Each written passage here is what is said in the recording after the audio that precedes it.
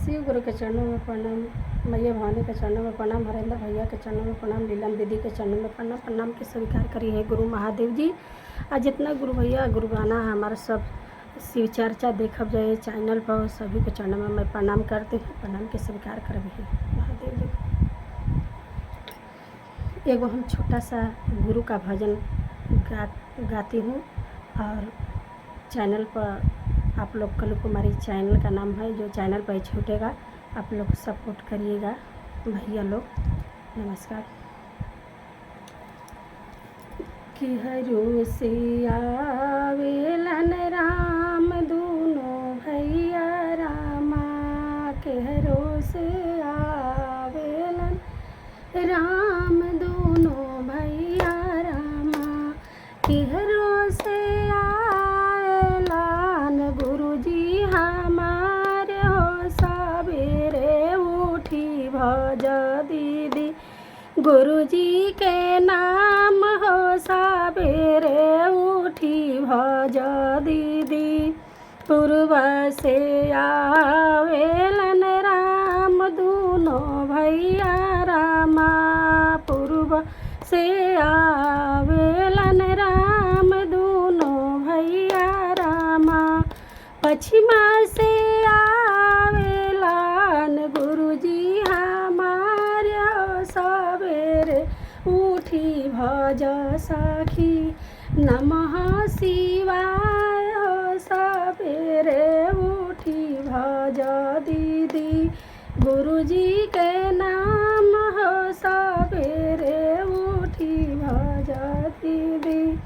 कहवा उतरबो में राम दूनों भैया रामा, कहवा उतरबो में गुरुजी हमारे हो सवेरे उठी भज दीदी, गुरुजी के नाम हो सवेरे उठी भज दीदी।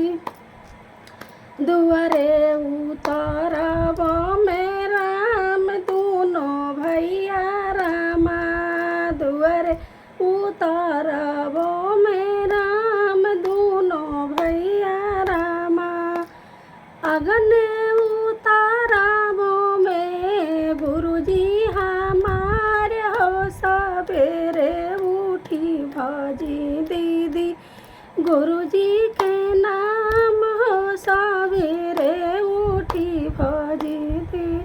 काई बैठाई बो में राम दूनों भैया रामा, काई बैठाई बो में गुरुजी हमारे हो सवेरे उठी भजी दीदी, गुरुजी के नाम हो सवेरे उठी भजी दीदी।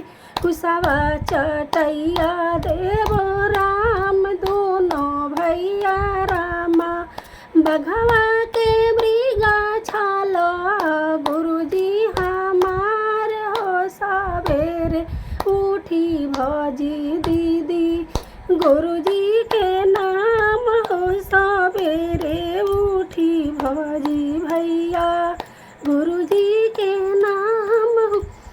काई खियाई बो में राम दूनों भैया रामा, काई खियाई बो में गुरुजी हमारे हो सवेरे उठी भजी दीदी, गुरुजी के नाम हो सवेरे उठी भजी दीदी।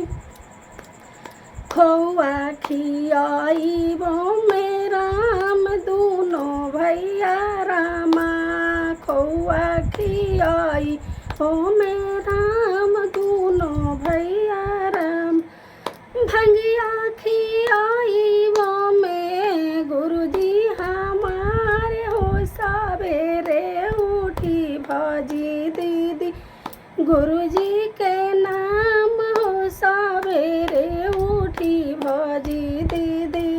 नमः शिवाय रे उठी भैया दीदी के चरणों में प्रणाम। एगो छोटा सा हम शिव चर्चा के भजन गौले बनी, भजन अच्छा लगे तो सब भजन के लाइक करब जा और चैनल के सब्सक्राइब करब जा और हमरा के सपोर्ट करब जा, आगे बढ़ाए में मदद करब जा। अब इससे ज़्यादा हम कुछ नहीं कह सकत। भैया लोग आप लोग खुद समझदार बानी।